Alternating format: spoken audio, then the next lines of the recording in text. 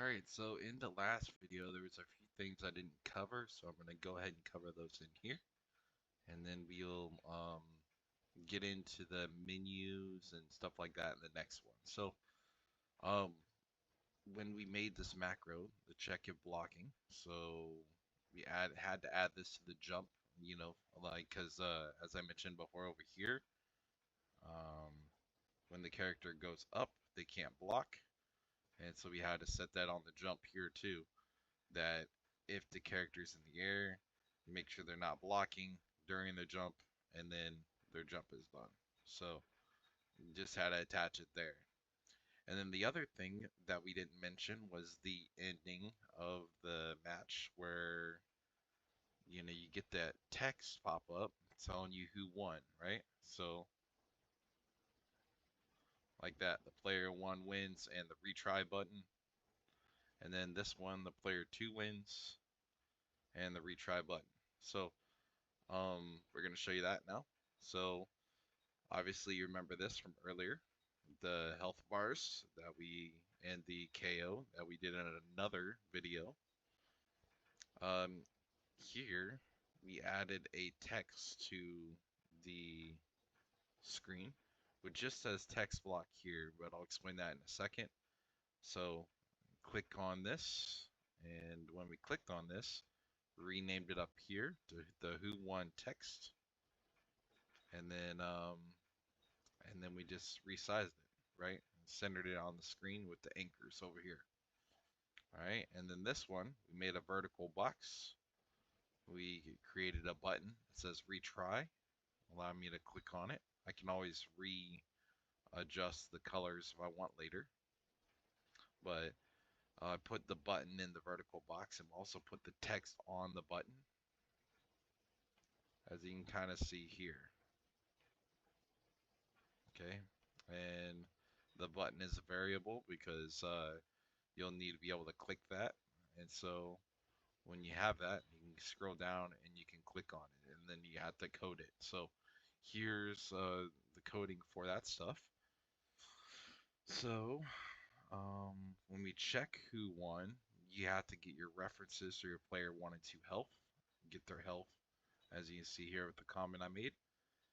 And this is a greater. If is greater than true, if it's less than false. So that means, and the reason I put that here is because you obviously have a condition. If it's greater than, then it's going to be true. So the who won text, player one wins. As I just mentioned, greater is true, less than is false. So greater is player one. So if true, player one text shows. If false, which comes off of here, because they both connect back to this one, but if this is false, player two text shows that player two won.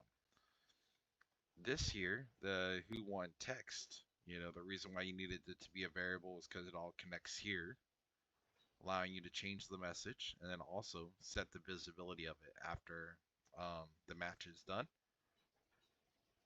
And so it's just visible. And then here,